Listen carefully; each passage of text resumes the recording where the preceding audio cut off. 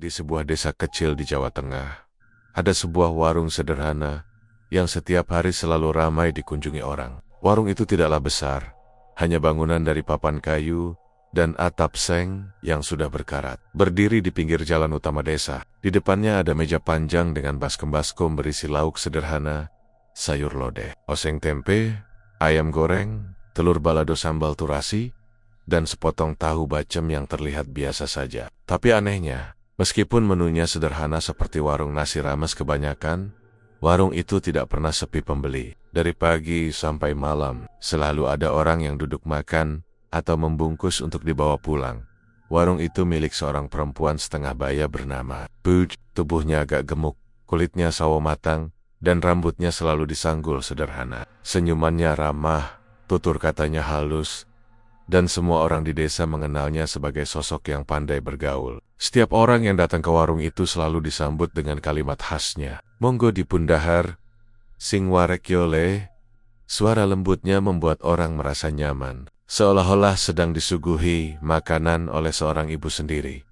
Namun, yang membuat banyak orang heran adalah keanehan dari warung itu. Bayangkan saja, di sekitar desa ada banyak warung lain. Bahkan, ada yang menunya jauh lebih mewah, ada yang menjual lauk daging, bahkan ikan bakar, tapi semuanya kalah ramai dengan warung Bu Jumilah. Warung-warung lain sering mengeluh karena pembelinya makin lama makin berkurang, sedangkan warung Bu Jumilah justru terus bertambah ramai. Bahkan pada hari-hari biasa, antrian bisa sampai meluber keluar. Heran aku, warung iku kok aiso rame terus. Nasi rames stok loh.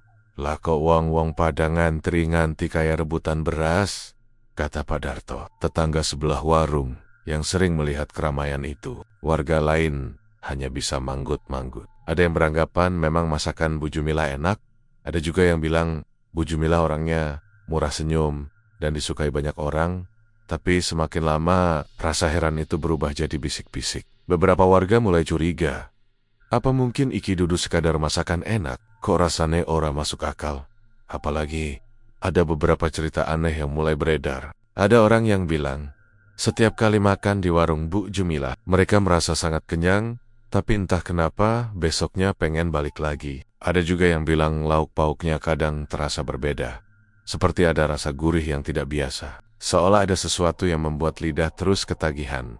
Malam hari, ketika warung sudah tutup, beberapa warga yang lewat jalan depan warung pernah merasakan hawa aneh. Dari celah dinding papan, kadang terlihat sinar redup seperti cahaya lampu minyak. Ada juga yang mengaku mencium bau kemenyan samar-samar, padahal jelas-jelas warung itu sudah tutup sejak habis isya.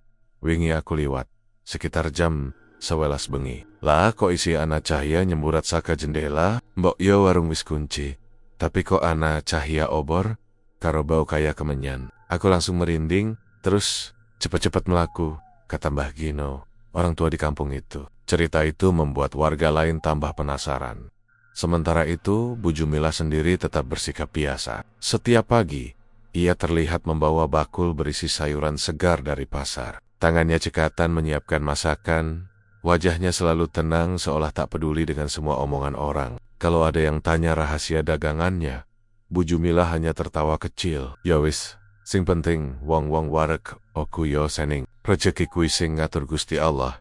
Jawaban itu membuat orang diam, tapi sekaligus heran karena seolah-olah Bu Jumilah menutup sesuatu yang lebih aneh lagi. Beberapa kali warga melihat orang asing datang ke warung itu, bukan orang desa sekitar, bukan juga pembeli biasa. Mereka datang dengan wajah kaku, duduk di pojokan, makan dengan lahap tanpa banyak bicara, lalu pergi begitu saja tanpa menoleh. Ada yang bilang, orang-orang itu bukan manusia biasa. Konon mereka adalah tamu gaib yang datang untuk merasakan sajian dari Bu Jumilah. Desa itu sebenarnya bukan desa sembarangan. Banyak cerita mistis berkembang di sana. Hutan bambu di ujung desa dipercaya dihuni makhluk halus. Ada sendang angker yang katanya sering muncul suara gamelan tanpa wujud. Dan ada tanah lapang yang dipercaya sebagai tempat jin bersemayam. Orang-orang desa percaya, siapa saja yang berani mencari jalan pintas lewat dunia gaib, pasti bisa mendapatkan kekayaan dengan cepat. Tapi tentu saja ada syarat dan tumbalnya. Maka ketika nama Bu Jumilah dikaitkan dengan pesugihan, warga tidak terlalu terkejut, meski tetap saja ada yang tak percaya. Suatu sore, ketika hujan deras mengguyur desa, warung Bu Jumilah tetap ramai. Orang-orang berdesakan di dalam warung kecil itu. Asap nasi putih mengepul, sambal terasi pedas membuat lidah orang nagih, dan sayur lodeh panas mengepulkan aroma wangi yang menggoda. Anehnya, meskipun lauk yang disajikan terlihat sedikit, entah bagaimana selalu terasa cukup untuk semua orang. Iki piye tu, lauk sakte menes titik, kok rasane ora entek-entek. Gumam seorang ibu sambil mengambil sepotong tahu bacem. Cerita-cerita kecil seperti ini membuat orang semakin percaya bahwa ada sesuatu yang tidak wajar di balik warung itu. Ada yang yakin Bu Jumilah punya penjaga gaib yang membuat dagangannya selalu ada, tak pernah habis meskipun diambil berkali-kali. Ada juga yang bilang kalau setiap suapan nasi di warung itu sudah diselipi doa yang membuat orang ketagihan. Beberapa pemuda desa iseng mencoba menguji. Mereka makan di warung lain, lalu membandingkan dengan nasi ramas Bu Jumilah. Hasilnya selalu sama. Meskipun nasi dan lauknya hampir sama, rasanya tetap berbeda. Ada sensasi aneh, seolah-olah ada rasa tambahan yang tak bisa dijelaskan dengan kata-kata. Rasane gurih, tapi gurih sing aneh. Kaya ono sing nyekel lidahmu, kata salah satu pemuda dengan wajah bingung. Dari hari ke hari, rasa penasaran warga semakin besar. Bisik-bisik semakin banyak, gosip mulai berkembang, dan nama lelakut Sukmo Ireng mulai disebut-sebut. Konon, pesugihan itu dipercaya sangat ganas, membutuhkan tumbal jiwa, dan sebagai gantinya pemilik bisa mendapatkan rezeki tanpa henti. Orang-orang hanya bisa saling pandang, takut membicarakan terlalu jauh. Namun, warung nasi rames Bu Jumilah tetap saja tidak pernah sepi. Seakan semua bisik-bisik itu tak berpengaruh sama sekali. Warga desa mulai merasakan sesuatu yang tidak wajar dari warung nasi rames Bu Jumilah. Awalnya, mereka hanya menganggap itu sekadar kehebatan seorang ibu yang pintar memasak. Ya wajarlah, wong Bu Jumilah kui masakane enak tenan. Sing jenenge iso, gong laris. Opo maneh, wong desoyo seneng mangan, sing sederhana. Tapi pas neng lidah, begitu kata beberapa orang yang mencoba menenangkan diri sendiri. Tapi semakin lama suara-suara itu berubah menjadi bisik-bisik penuh tanda tanya. Di pos ronda, di warung kopi, bahkan di sawah, topik yang selalu muncul adalah soal warung nasi rames Bu Jumilah. Ada yang berkata dengan nada ragu, "Aku ora yakin, masak wei ko aisong larisa mene. Wong warung liyane yo pado wei, menune yo ora, beda adoh. Tapi kok yo kalah kabeh karo dheweke." Ucapannya membuat orang lain terdiam, karena mereka pun sebenarnya punya pertanyaan yang sama. Malam hari, ketika para lelaki duduk sambil menyeruput kopi hitam panas, pembicaraan itu makin dalam. Mereka berbicara dengan suara pelan, seakan takut ada yang mendengar. "Aku krungu kabar, Bu Jumilah kui melebu pesugihan Jawa kuna. Khenenje, apa yo, apa usuk mau?" Salah satu bapak berbisik. Matanya menatap sekitar, memastikan tidak ada orang asing yang ikut mendengar. Lelakut Sukmo Ireng timpal seorang yang lebih tua dengan suara berat. "Pesugihan angkat. Nek tenan dheweke mlebu iku, yo jelas wae warinjai so rame ora karuan. Nanging, yo angger tidu, pesugihan kuwi butuh tumbal." Kalimat terakhir itu membuat suasana mendadak hening. Semua orang menelan ludah. Jantung mereka berdegup kencang. Kata tumbal seolah membawa hawa dingin yang menyusup ke sela-sela malam. Desa itu memang sudah lama akrab dengan cerita-cerita mistis. Mereka tahu ada orang-orang yang dulu pernah nekat mencari jalan pesugihan untuk cepat kaya. Sebagian berhasil kaya mendadak, tapi kemudian keluarganya hancur, anaknya hilang, atau rumahnya terbakar misterius. Sebagian lagi malah mati mengenaskan. Jasadnya tidak wajar. Ada yang ditemukan membiru seperti dicekik. Ada juga yang melepuh seperti terbakar api, padahal tidak ada api di sekitar. Semua cerita itu menjadi semacam peringatan. Tapi tetap saja selalu ada orang yang tergoda. Ketika nama Lelakut Sukmo Ireng muncul, orang-orang semakin penasaran. Lelakut dalam bahasa Jawa berarti orang-orangan sawah. Sebuah sosok yang biasanya berdiri di tengah ladang untuk menakuti burung. Tapi kata ini tidak bisa dipakai sembarangan. Lelakut Sukmo Ireng bukan sekadar boneka sawah, melainkan makhluk gaib yang dipercaya wujudnya seperti orang-orangan, tinggi kurus, berkulit hitam legam, dengan mata merah menyala, dan kepalanya selalu miring, seolah-olah lehernya hampir patah. Orang-orang tua di desa pernah bilang, "Sing iso nyawang wujude, Lelakut Sukmo ireng, Yuripe ora bakal tentrem maneh. Bisik-bisik itu semakin menjadi ketika di desa mulai muncul kejadian-kejadian aneh. Seorang anak kecil hilang tanpa jejak ketika bermain di dekat sawah. Warga sudah mencari kemana-mana, menyisir hutan bambu, menyelami sendang, tapi tidak ketemu. Orang tuanya menangis meraung-raung, tapi polisi desa pun tidak bisa berbuat banyak. Ora mungkin leh, bocah kui ilang ono we, pasti ana sing jupuk, kata seorang ibu dengan mata sembab. Saat itu, diam-diam ada yang berani berbisik, apa ojo-ojo kui tumbale Bu Jumilah? Tentu saja tidak ada yang berani mengucapkan itu keras-keras. Mereka tahu, menuduh tanpa bukti bisa berbahaya. Tapi semakin hari, gosip itu menyebar. Orang-orang mulai mengamati kebiasaan Bu Jumilah. Ada yang memperhatikan kalau setiap malam Jumat Kliwon, warungnya pasti ditutup lebih awal. Ada yang bilang lihat Bu Jumilah pergi membawa tenong berisi sesuatu menuju arah kebun belakang yang jarang dilewati orang. Ada juga yang bersumpah pernah melihat bayangan hitam tinggi, kurus berdiri di samping warung ketika malam sudah larut. Beberapa orang yang pernah makan di warung itu pun mengaku mengalami mimpi aneh. Seorang pemuda desa bercerita dengan wajah pucat, aku sukesuk mangan neng kono, bengi tekan omah malah ngimpi ana wong ireng dhuwur, matane abang ngelotot, karo nyekel tanganku. Aku nganti keringet deres ambegan kroso. Abot awake ora aiso obah. Pateru, aku isih kroso gemeter nganti esuk. Cerita itu langsung membuat orang lain terdiam. Ada lagi kisah seorang ibu yang pulang dari warung Bu Jumilah. Ia bilang ketika membuka bungkus nasi rames, ia sempat melihat ada rambut panjang hitam di dalamnya. Tapi ketika dicek lagi, rambut itu menghilang. Aku yakin banget weruh rambut kui, dawa lan ireng. Nanging nalika tak goleki maneh, ora ono opo-opo, katanya sambil bergidik. Semua cerita itu membuat nama Lelakut Sukmo Ireng semakin kuat dikaitkan dengan Bu Jumilah. Orang-orang desa tidak berani membicarakannya terang-terangan. Mereka hanya saling berbisik, menundukkan kepala, atau melirik ke arah warung itu dengan tatapan penuh rasa takut. Namun, meskipun gosip semakin liar, warung Bu Jumilah tetap saja ramai. Bahkan semakin ramai, seakan-akan gosip itu justru menjadi magnet bagi orang-orang luar desa yang penasaran.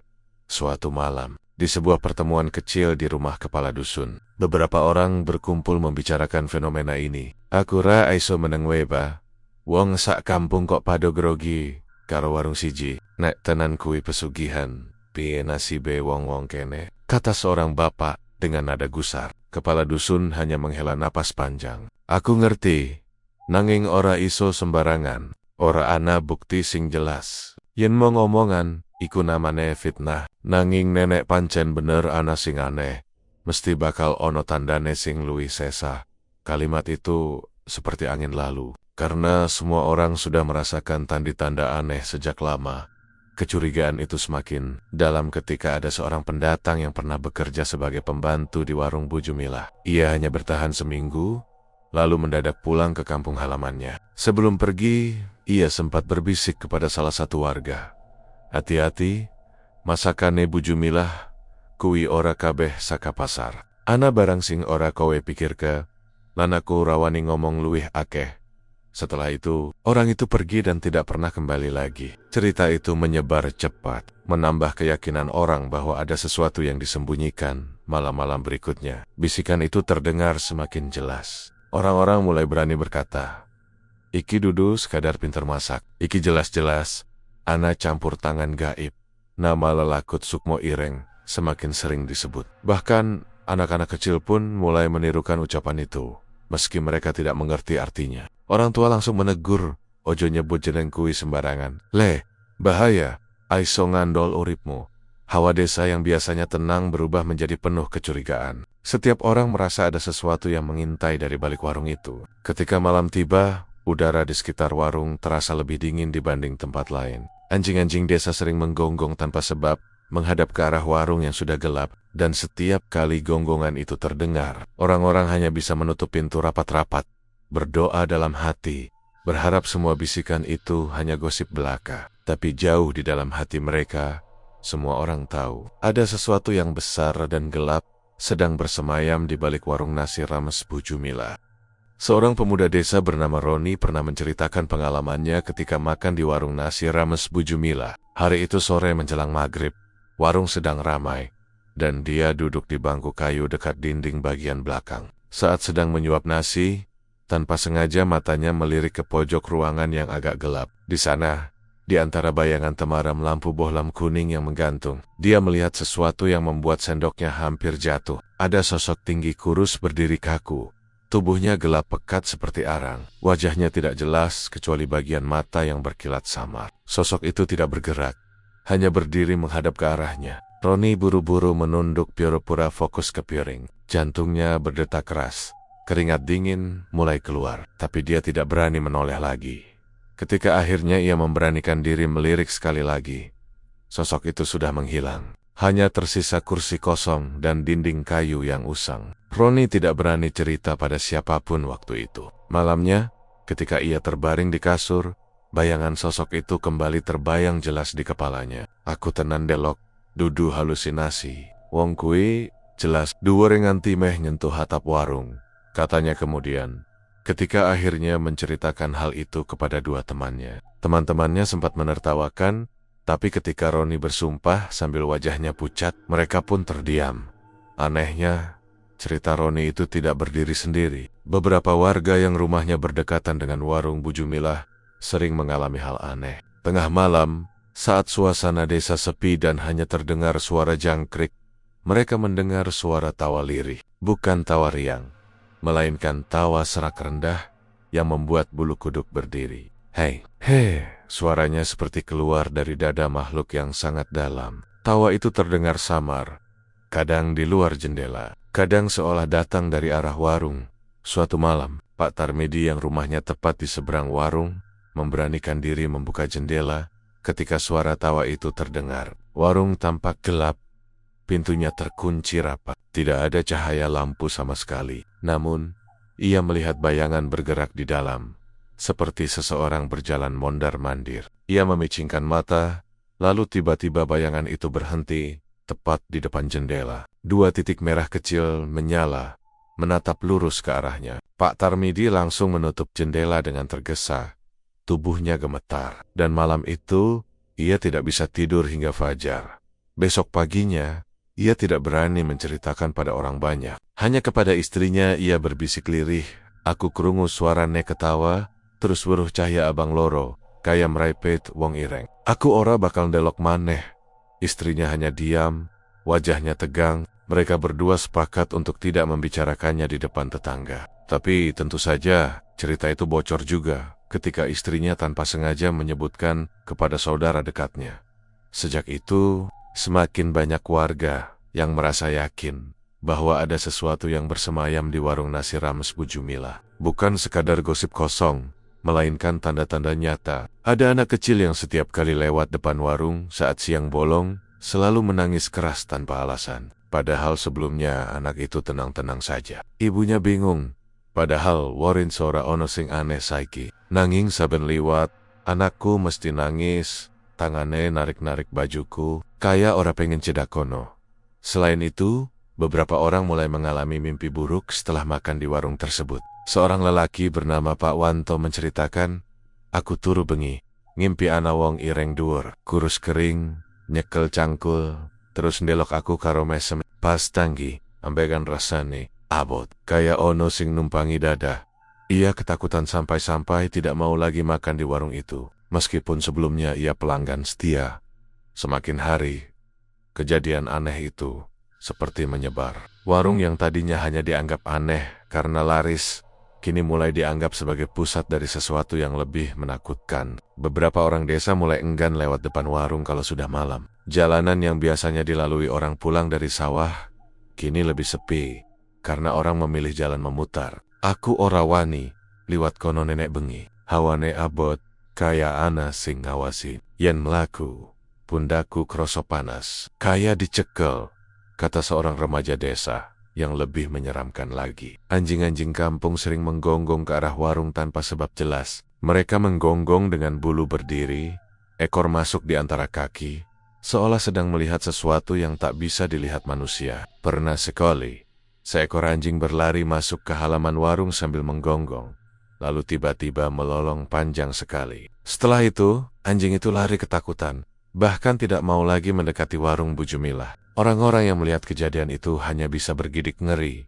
Kabar demi kabar itu membuat warung nasi ramai. Bu Jumilah semakin jadi perbincangan. Ada yang tetap nekat makan di sana karena merasa tidak terjadi apa-apa pada dirinya. Namun, ada juga yang mulai menjauh karena takut. Aku ora wani mangan kono maneh, rasane ana sing ngawasi saben suapan. Begitu kata seorang ibu muda sambil menggendong anaknya. Tapi justru karena semua cerita menyeramkan itu, rasa penasaran sebagian orang makin besar. Ada pemuda-pemuda iseng yang mencoba menguji nyali. Mereka berkumpul malam hari, membawa rokok dan kopi, lalu duduk di pos ronda dekat warung, menunggu sesuatu terjadi. Malam itu sepi sekali. Hanya suara angin berhembus lewat sela-sela bambu. Sekitar pukul 11 malam, salah satu dari mereka mendengar suara ketukan pelan dari arah warung. Tok tok tok. Seperti ada orang mengetuk meja dari dalam. Mereka semua terdiam, saling pandang dengan wajah pucat. Salah satu pemuda nekat bersiul, mencoba menunjukkan keberanian. Tapi suara siul itu langsung terhenti ketika terdengar balasan berupa tawa lirih dari dalam warung. Suara yang serak dan berat. Hei, hei, hei. Mereka semua meloncat berdiri, ada yang langsung lari terbirit-birit, ada juga yang jatuh tersungkur karena kakinya gemetar. Esok paginya, kabar keberanian itu berubah jadi bahan cerita. Tapi tidak ada satupun yang berani mengulanginya lagi.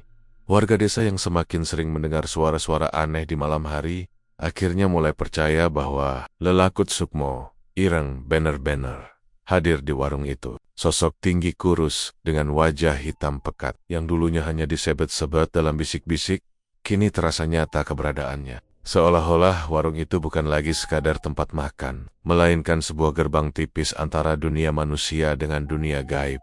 Orang-orang tua di desa semakin sering mengingatkan anak muda agar berhati-hati.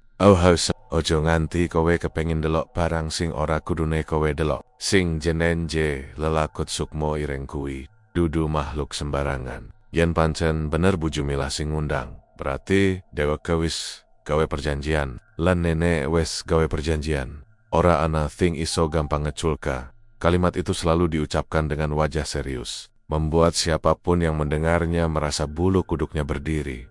Seiring waktu, pertanda aneh itu makin banyak. Lampu-lampu rumah dekat warung sering tiba-tiba mati hanya pada malam hari. Padahal listrik di rumah lain menyala normal. Ada juga warga yang melihat asap tipis keluar dari atap warung. Meski tidak ada orang di dalamnya, bau amis bercampur kemenyan sesekali tercium ketika angin bertiup dari arah warung. Semua itu membuat orang yakin bahwa warung Bu Jumilah bukan warung biasa, melainkan tempat yang sudah bercampur dengan dunia lain. Namun, meski begitu, warung itu tetap tidak pernah sepi. Anehnya, pembeli dari luar desa justru semakin banyak berdatangan, seolah-olah tidak mendengar gosip atau mungkin memang tidak peduli. Bagi mereka, nasi rames Bu Jumilah tetap terasa lezat, membuat ketagihan, dan selalu ingin kembali. Bagi warga desa sendiri, semakin hari rasa takut bercampur penasaran menjadi beban yang mereka tanggung dalam diam. Mereka tahu, sesuatu yang gelap dan besar sedang bermain di balik warung itu. Sesuatu yang jauh melampaui sekadar bisnis makanan biasa. Malam itu, desa sudah sangat sunyi. Udara dingin menusuk, langit gelap tanpa bintang. Hanya bulan sabit tipis yang menggantung seperti sayatan tipis di atas langit. Jam dinding di rumah warga menunjukkan hampir tengah malam. Sebagian besar orang sudah terlelap, tetapi bagi mereka yang masih terjaga, hawa malam itu terasa berbeda, lebih berat, seolah setiap hembusan angin membawa bisikan tak terlihat. Malam itu Jumat Kliwon. Malam yang oleh orang Jawa sejak dulu dipercaya sebagai waktu yang syarat kekuatan gaib. Malam di mana tabir antara dunia manusia dan makhluk halus terasa lebih tipis.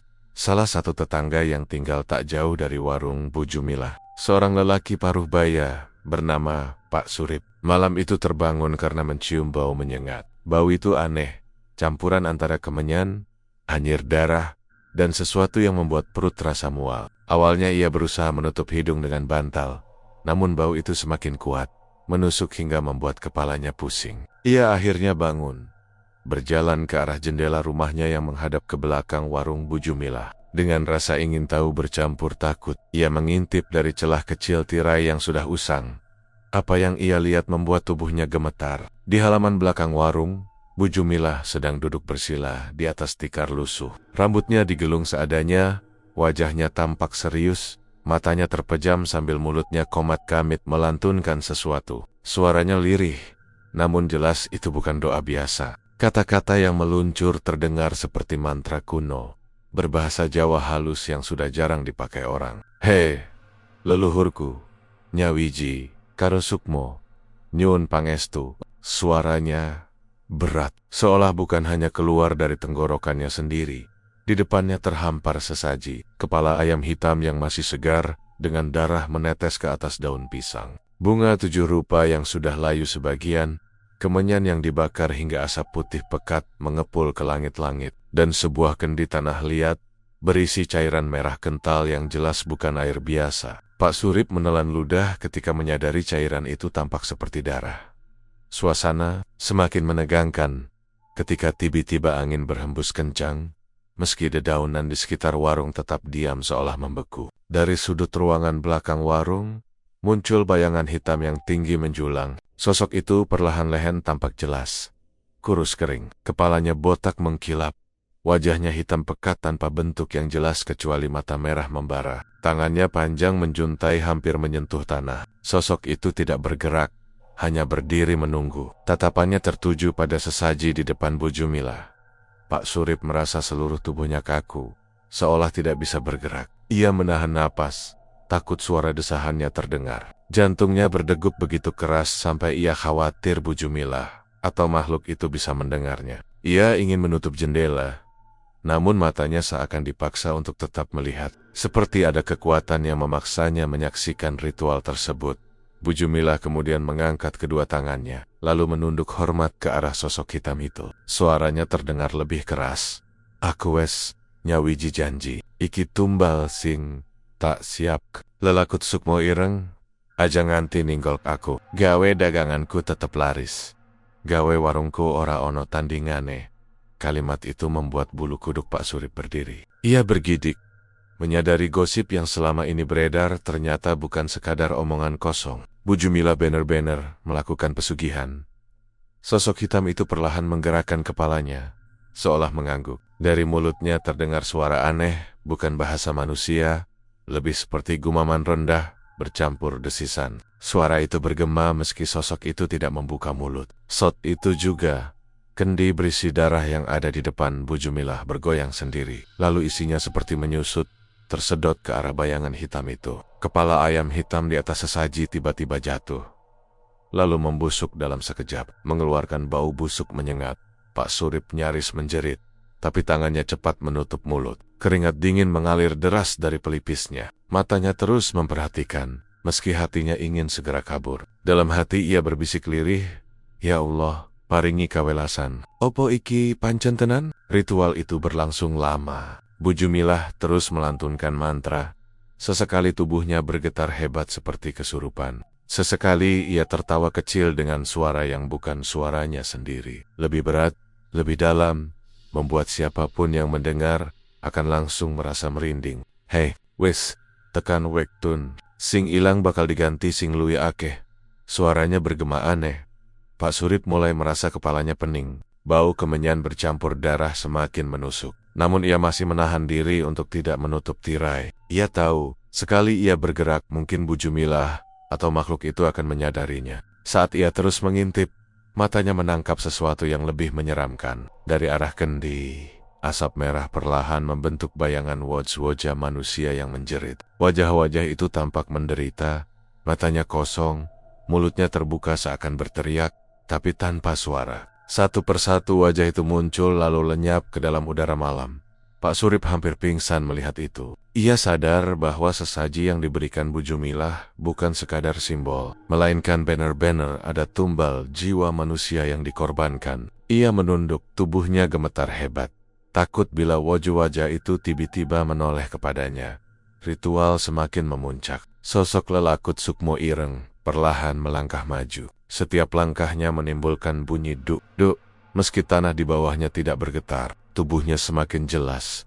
Matanya menyala lebih terang, dan mulutnya yang tadi samar kini tampak terbuka, memperlihatkan gigi panjang hitam berjejer rapi. Ia berhenti tepat di depan Bu Jumilah. Tangan panjangnya terangkat, menunjuk ke arah kendi kosong. Suara bergemuruh keluar dari tubuhnya. Tumbal wis ditampa. Daganganmu bakal luwih akeh sing teka. Nanging elinga, saben wektu kudu ono tumbal maneh.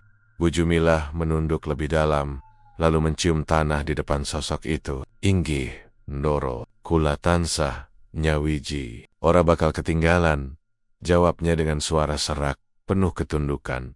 Pak Surip tidak kuat lagi. Ia menutup tirai dengan gemetar, lalu mundur beberapa langkah dari jendela. Tubuhnya terasa lemas, hampir tidak bisa berdiri. Ia langsung duduk di lantai. Napasnya terengah-engah, matanya kosong menatap ke depan. Dalam hati ia menyesal kenapa tadi terlalu penasaran. Malam itu ia tidak bisa tidur sama sekali. Setiap kali memejamkan mata, wajah hitam dengan mata merah menyala itu muncul kembali. Mendekat, seolah siap merenggut nyawanya. Keesokan paginya, Pak Surip tampak pucat pasi. Istrinya heran melihat suaminya tidak bergairah. Matanya cekung seperti kurang tidur. Ketika ditanya, Pak Surip hanya menggeleng. Ia tidak berani menceritakan apa yang ia lihat. Hanya mulutnya bergetar lirih. Aku ora iso ngomong. Yen aku krita, bisa ciloko. Istrinya ketakutan. Akhirnya tidak mendesak lagi. Namun, sejak hari itu, Pak Surip selalu menghindari melewati belakang warung Bu Jumilah. Meskipun itu jalur tercepat menuju sawahnya. Meski ritual itu hanya disaksikan satu orang, namun pengaruhnya terasa di seluruh desa. Beberapa hari setelah Jumat Kliwon itu, warung Bu Jumilah semakin ramai. Pembeli datang tidak hanya dari desa tetangga, tetapi juga dari kota kecil yang letaknya cukup jauh. Seakan-akan ada magnet gaib yang menarik orang untuk datang. Meskipun jalan menuju warung itu tidak seberapa nyaman, orang-orang antre panjang. Nasi rames selalu ludes sebelum tengah hari. Warga desa yang tahu cerita gelap di balik warung itu hanya bisa saling pandang dengan tatapan was-was. Mereka tidak berani terang-terangan menuduh, namun hati mereka dipenuhi ketakutan. Setiap kali lewat, mereka merasa hawa panas menyelimuti tubuh, seolah-olah ada mata tak kasat mata yang terus mengawasi. Bahkan beberapa anak kecil mulai jatuh sakit tanpa sebab jelas setelah bermain terlalu dekat dengan warung itu. Malam-malam berikutnya, suara tawa lirih semakin sering terdengar, lebih keras, lebih jelas, seakan semakin percaya diri untuk memperlihatkan keberadaannya. Warga hanya bisa berdoa dalam hati, berharap tidak menjadi korban berikutnya. Keesokan harinya, suasana desa mendadak berubah jadi kacau. Sejak pagi buta, kabar beredar bahwa seorang anak kecil hilang tanpa jejak. Anak itu bernama Seno, bocah laki-laki berusia 7 tahun, yang sehari-hari dikenal lincah, suka bermain di sekitar jalan desa, dan jarang sekali keluar jauh dari rumahnya. Orang tuanya, Pak Wito dan Bu Karsih, panik luar biasa. Mereka sudah mencari kemana-mana, dari sawah, tepi sungai, sampai rumah tetangga, tapi Seno tidak ditemukan. Orang-orang desa ikut membantu. Warga berbandong-bandong menyusuri jalan setapak, masuk ke kebun bambu, hingga ke pinggir hutan kecil di ujung desa. Tapi hasilnya nihil. Tidak ada tanda-tanda keberadaan anak itu. Seolah hilang begitu saja di telan bumi. Semakin lama, desas-desus pun mulai bermunculan. Ada yang bilang Seno diculik makhluk halus. Ada juga yang berbisik pelan bahwa mungkin ini ada hubungannya dengan Bu Jumilah dan warung. Nasi ramesnya yang akhir-akhir ini makin mencurigakan. Mbok menawa kuwi tumbale, bisik seorang ibu kepada tetangganya saat mereka berkumpul di balai desa. Tetangganya langsung menyikut lengannya pelan. Ses, ojo sembarangan ngomong. Nek tekan kupinga wong sing ora seneng, awek diu sing cilaka. Namun bisikan itu tak terbendung. Semakin lama semakin banyak yang membicarakan hal serupa. Semua orang tahu bahwa gosip soal Bu Jumilah melakukan pesugihan dengan makhluk gaib bernama Lelakut Sukmoireng sudah lama beredar. Apalagi kejadian hilangnya anak itu pas banget setelah malam Jumat Kliwon. Malam di mana sebagian warga diam-diam melihat ada aktivitas aneh di sekitar warung Bu Jumilah. Pak Wito, ayah Seno, tampak putus asa. Matanya merah karena tidak tidur semalaman. Ia berjalan mondar-mondar di balai desa sambil sesekali memukul-mukul dadanya sendiri. Anakku, Seno, Endi Kaula, suaranya parau, hampir seperti tercekik. Beberapa orang mencoba menenangkannya. Sabar, Tuwit. Kita semua lagi nyari bareng-bareng. Moga-moga anakmu ketemu selamat. Tapi jauh di lubuk hati, sebagian besar warga sudah punya firasat buruk. Hilangnya seorang anak secara misterius di tengah deses-deses pesugihan. Rasanya terlalu kebetulan untuk tidak dihubungkan. Hari itu, pencarian dihentikan menjelang sore. Warga lelah, sebagian kembali ke rumah dengan hati gusar. Malam pun tiba, dan ketakutan semakin menjadi-jadi. Banyak orang sengaja mengunci pintu lebih awal, mematikan lampu, dan berdoa khusyuk agar keluarganya terhindar dari malapetaka. Sementara itu, warung Bu Jumilah justru tampak semakin ramai. Anehnya, di hari anak kecil itu hilang, pembeli yang datang lebih banyak dari biasanya. Orang-orang antre panjang, kursi penuh, bahkan ada yang rela berdiri hanya untuk bisa makan di sana. Bau nasi rames Bu Jumilah yang khas semakin tajam, seperti ada aroma khusus yang membuat orang tergoda. Warga desa yang sudah curiga hanya bisa saling pandang. Beberapa memilih tidak lagi makan di warung itu, meski dalam hati mereka ada rasa takut karena percaya warung tersebut sekarang sudah dilindungi sesuatu yang bukan manusia. Tapi para pendatang, orang-orang dari luar desa yang tidak tahu apa-apa, justru semakin ramai berdatangan.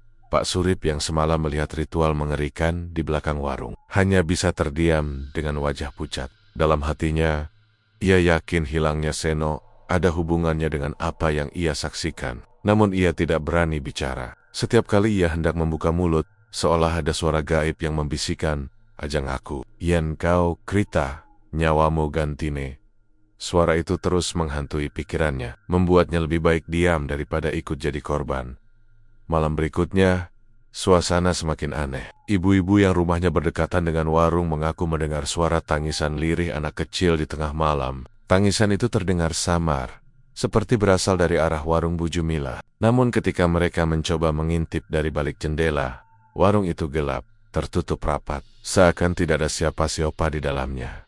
"Aku krungu tenjais bocah," suarane koyok Seno, kata Butarmi, gemetar pada suaminya. Suaminya hanya menatap dengan mata merah ketakutan. "Wes oho deget, embok menawa pansen dudu suarain sano, nanging suarane singkui." Ia tidak berani menyebut nama makhluk itu, takut jika disebut bisa mendatangkan kehadirannya. Besok paginya, tubuh beberapa warga yang ikut mendengar suara itu terlihat pucat pasi, seakan tidak bisa tidur semalaman. Mereka saling bertukar cerita, namun tetap berhati-hati agar tidak terdengar Bu Jumilah. Sementara itu, Bu Jumilah sendiri tetap beraktivitas seperti biasa. Pagi-pagi ia sudah membuka warung, menata lauk pauk, menyapa pembeli dengan senyum hangat, seakan tidak terjadi apa-apa. Tapi bagi warga yang memperhatikan dengan saksama, ada hal ganjil. Sesekali, di matanya yang tampak ramah itu, ada kilatan dingin seperti tatapan kosong yang menakutkan. Hari berganti, Seno tidak juga ditemukan. Bahkan polisi yang didatangkan dari kecamatan hanya bisa menggeleng. Tidak ada petunjuk, tidak ada jejak. Orang-orang mulai putus asa. Hingga suatu malam, Pak Wito bermimpi. Dalam mimpinya, ia melihat Seno duduk di sebuah ruangan gelap, menangis sambil memeluk lutut. Di belakangnya, ada sosok tinggi hitam dengan mata merah yang menatap tajam. Pak Wito terbangun dengan keringat bercucuran. Ia langsung menangis keras-keras. "Anakku dijupuk, anakku dijupuk makhluk kui." Tangisnya terdengar sampai ke tetangga. Warga pun kembali berkumpul. Namun tidak ada yang berani menyatakan dugaan itu secara terang-terangan. Mereka hanya saling menunduk, saling bertanya dalam hati, apakah benar tumbal pertama sudah diambil. Di sisi lain, warung Bu Jumilah semakin kaya. Ia mulai merenovasi bangunannya, menambah kursi, bahkan mengganti piring-piring lama dengan yang baru. Orang-orang luar semakin banyak berdatangan, seakan ada sesuatu yang mengundang mereka untuk datang. Tetapi bagi warga desa sendiri, warung itu kini jadi tempat yang menyeramkan. Tidak ada yang berani makan di sana lagi, kecuali orang luar yang tidak tahu apa-apa. Setiap kali mereka melewati warung, hawa dingin langsung terasa, membuat bulu kuduk merinding. Seakan-akan dari dalam warung ada mata yang mengawasi mereka. Mata yang bukan milik manusia. Kejadian hilangnya Seno akhirnya menjadi misteri yang tidak terpecahkan. Tidak ada yang bisa membuktikan keterlibatan Bu Jumilah. Namun, Setiap kali ada malam Jumat Kliwon berikutnya, warga selalu ketakutan karena mereka tahu bahwa pesugihan itu tidak akan berhenti pada satu korban saja. Selalu akan ada tumbal baru dan tidak ada yang tahu siapa yang akan jadi korban berikutnya. Warga hanya bisa berdoa lirih dalam hati. Gusti Allah, mugi-mugi kula warga kula tansah pinaringan pangayoman, aja nganti anak bojo kula sing kelangan. Tapi di sisi lain, mereka sadar, selama Bu Jumilah masih di desa itu, teror lelakut Sukmo Ireng akan selalu mengintai. Malam itu suasana desa terasa begitu mencekam. Udara dingin menusuk tulang, angin berhembus lambat, namun membawa hawa aneh yang sulit dijelaskan. Seolah setiap hembusan angin menyelipkan bisikan yang tidak terdengar jelas, namun bisa membuat bulu kuduk berdiri. Beberapa pemuda desa yang sejak awal sudah curiga dengan Bu Jumilah dan pesugihannya, akhirnya memberanikan diri untuk membuktikan sendiri gosip yang beredar. Mereka berkumpul di gardu ronda, berbisik-bisik sambil saling menatap dengan wajah ragu. "Apa kita beneran bakal nyoba ndelok koren si Bu Jumilah malam iki?" tanya salah satu dari mereka. Seorang pemuda bernama Taufik. Dengan suara bergetar, temannya, Jatmiko, mencoba menguatkan hati, meski wajahnya sendiri tampak pucat. Yen awake dewe mong terus ngira-ngira, kapan bakal ngerti kasunyatane? Nek pancen Bu Jumilah kuwi nyekel pesugihan, paling ora kita bisa ngerti diu. Ora mong krungu gosip. 3 orang lainnya hanya mengangguk pelan. Dalam hati masing-masing sebenarnya dihantui rasa takut, tapi rasa penasaran lebih besar dari ketakutan itu. Mereka ingin tahu kebenarannya, meski harus mempertaruhkan nyawa. Malam itu, mereka berlima berjalan pelan, menyusuri jalan setapak menuju warung Bu Jumilah. Langkah kaki mereka terasa berat. Setiap kali angin bertiup, dedaunan bambu bergesekan menimbulkan suara yang membuat jantung mereka berdegup kencang. Sesekali terdengar suara anjing menggonggong dari kejauhan. Tapi kemudian, tiba-tiba terdiam, seakan ikut merasakan sesuatu yang janggal. Sesampainya di dekat warung, mereka berhenti. Dari jauh, warung itu terlihat gelap, pintu tertutup rapat, seolah tidak ada kehidupan. Namun hawa dingin yang menyelimuti tempat itu berbeda dengan hawa di sekitarnya. Seperti ada selimut kabut yang tak kasat mata, membuat tubuh mereka menggigil meski udara sebenarnya tidak terlalu dingin.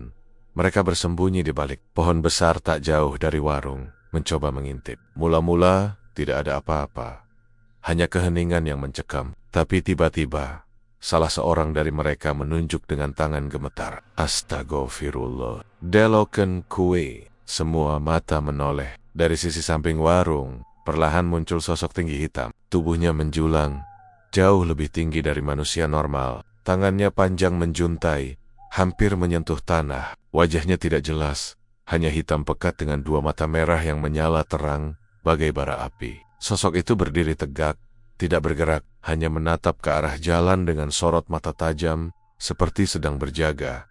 Jatmiko merasakan lututnya gemetar hebat, nafasnya tercekat, mulutnya kering. Taufik spontan beristighfar berulang kali dalam hati. Sosok itu begitu nyata, bukan bayangan, bukan ilusi. Semakin lama mereka menatap, hawa dingin semakin menusuk, membuat tulang mereka terasa kaku tiba-tiba. Salah satu pemuda yang paling muda di antara mereka, bernama Dharma, mengeluarkan suara lirih seperti tersedak. Aku koyo dicekik. Ia memegangi lehernya sendiri. Wajahnya memerah, matanya melotot, nafasnya megap-megap, seolah ada tangan tak kasat mata yang mencekiknya kuat-kuat. Yang lain panik. Mereka berusaha menahan Dharma agar tidak jatuh, tapi tubuhnya tiba-tiba limbung. Dalam hitungan detik, Dharma terkulai pingsan di tanah. Sosok hitam itu tiba-tiba menoleh. Matanya yang merah menyala seperti menembus kegelapan. Sejenak, Jatmiko merasa sorot mata itu menatap tepat ke arahnya dari balik pohon. Jantungnya serasa berhenti berdetak. "Wis ngerti kita," bisiknya lirih dengan wajah pucat pasi. Mereka segera mengangkat tubuh Dharma, berlari turberit-berit menjauh dari warung. Langkah mereka kacau, nafas tersengal-sengal, jantung berdegup tak karuan. Sesekali mereka menoleh ke belakang, dan ngeri ketika melihat sosok itu masih berdiri di tempat semula. Namun sorot matanya mengikuti mereka, seakan mengawasi hingga mereka benar-benar jauh. Sesampainya di gardu ronda, Mereka meletakkan tubuh Dharma yang masih pingsan. Nafas mereka terengah, peluh bercucuran. Tidak ada yang berani bicara cukup lama, sampai akhirnya Dharma siuman. Namun ketika membuka mata, ekspresi wajahnya bukan seperti biasanya. Pandangannya kosong, bibirnya bergetar. Ia bergumam lirih dengan suara yang bukan suaranya sendiri. Lebih berat, lebih serak. Wis, pada waru, saiki giliranmu sing dadi tumbal. Semua yang mendengar langsung merinding. Mereka mundur ketakutan, tidak tahu apa yang harus dilakukan. Tubuh Dharma mendadak kaku, lalu terkulai lagi, kembali pingsan. Malam itu, kelima pemuda itu tidak bisa tidur. Mereka ketakutan, bahkan ada yang menangis karena merasa telah menantang sesuatu yang seharusnya tidak mereka ganggu. Berita tentang kejadian itu menyebar cepat ke seluruh desa. Warga semakin yakin bahwa Bu Jumilah memang benar memelihara sesuatu yang bukan manusia.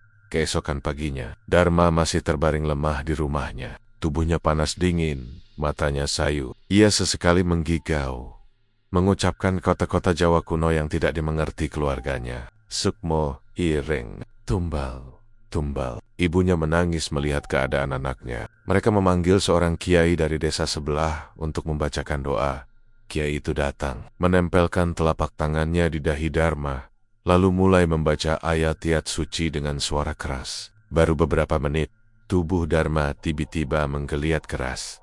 Matanya melotot, mulutnya mengeluarkan suara parau. Kowe kabeh ora bakal aiso ngusir aku. Iki wis dadi janjine. Suara itu jelas bukan suara Dharma. Warga yang menyaksikan langsung menjerit pelan.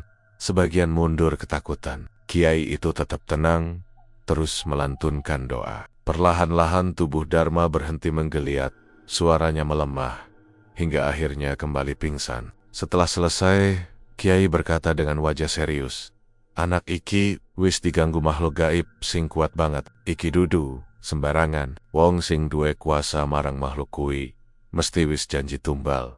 Warga hanya bisa saling pandang. Semua orang tahu siapa yang dimaksud Kiai itu, tapi tidak ada yang berani menyebut namanya terang-terangan. Mereka takut jika ucapan itu sampai terdengar oleh orang yang tidak seharusnya. Bencana lebih besar akan menimpa desa.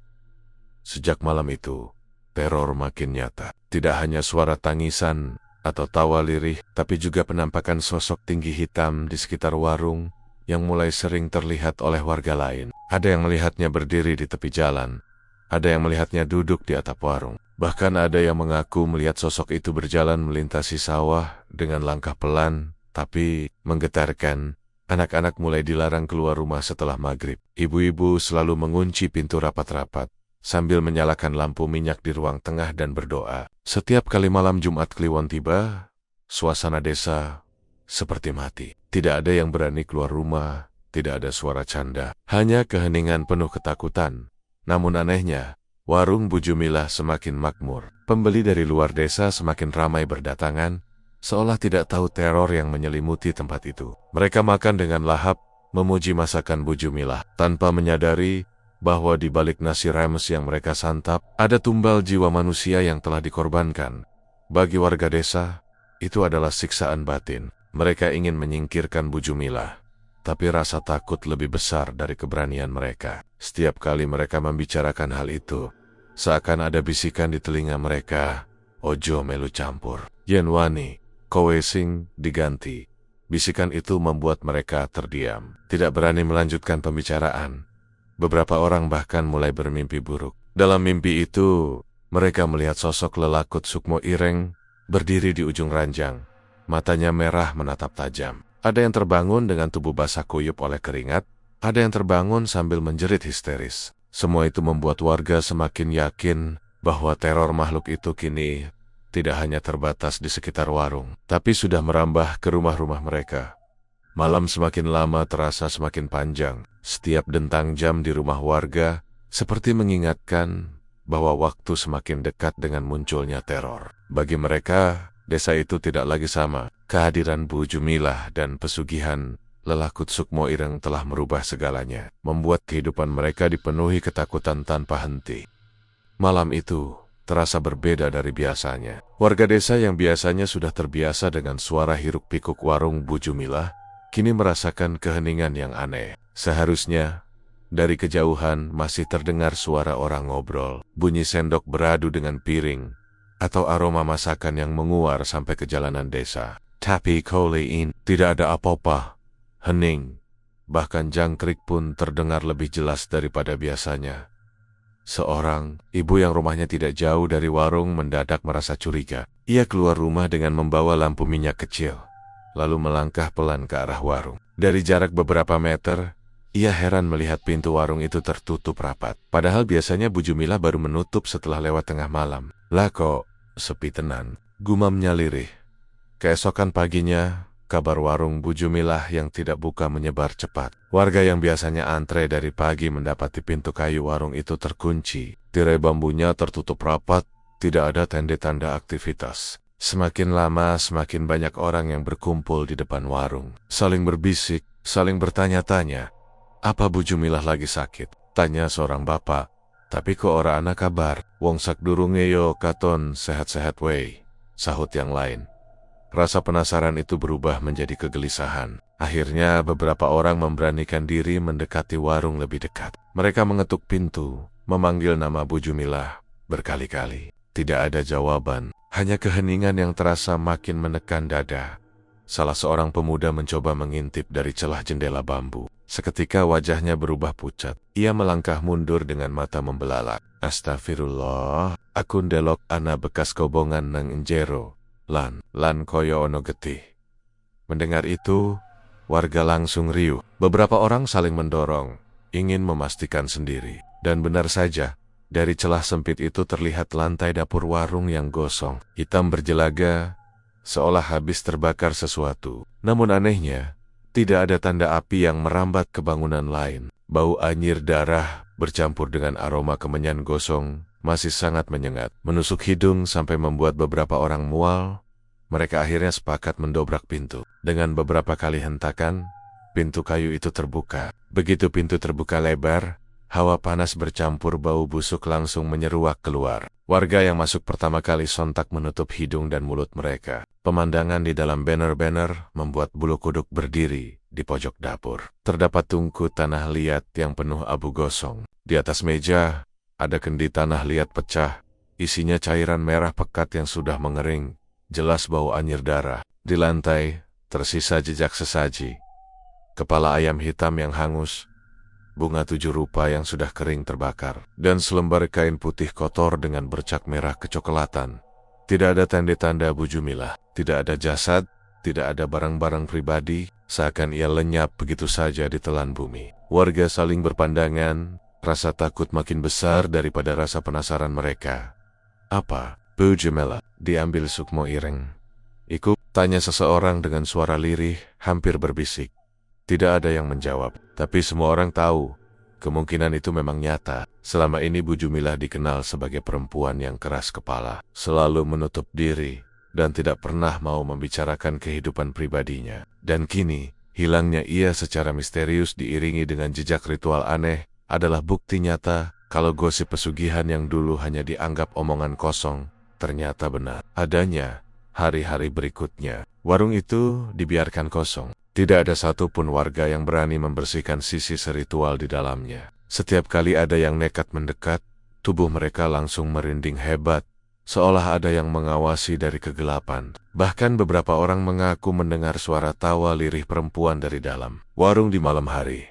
Anak-anak kecil dilarang bermain dekat sana. Orang tua selalu mengingatkan, ojo cedak-cedak warins Bu Jumilah. Konon wis jadi panggonane lelakut. Larangan itu bukan sekadar menakut-nakuti, melainkan benar-benar peringatan. Sebab sudah ada beberapa pemuda yang mencoba masuk hanya untuk membuktikan keberanian. Tapi pulang dengan wajah pucat, tubuh gemetar, dan malamnya selalu diganggu mimpi buruk.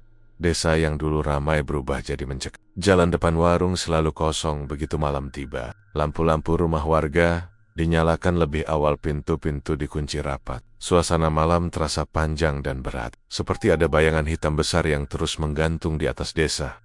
Beberapa orang percaya, hilangnya Bu Jumilah adalah akhir dari perjanjian pesugihan itu. Ia sudah diambil sebagai bagian dari tumbal terakhir. Tapi sebagian lain yakin, sosok lelakut Sukmo Ireng masih ada, berkeliaran, menunggu tumbal baru. Keyakinan itu semakin kuat ketika beberapa warga mulai diganggu makhluk hitam tinggi dengan mata merah menyala yang muncul di sawah atau di pinggir jalan ketika malam.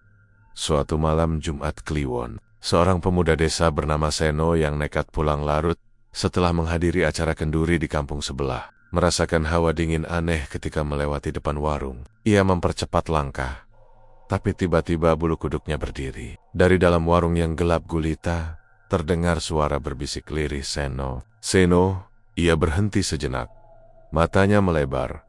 Napasnya tercekat. Ia yakin betul itu suara Bu Jumilah. Suara yang khas, pelan namun jelas. Dengan tubuh gemetar, ia menoleh. Dari balik tirai bambu yang sudah sobek, tampak sepasang mata merah menyala menatapnya tajam. Seno menjerit sekuat tenaga dan lari terbirit-birit.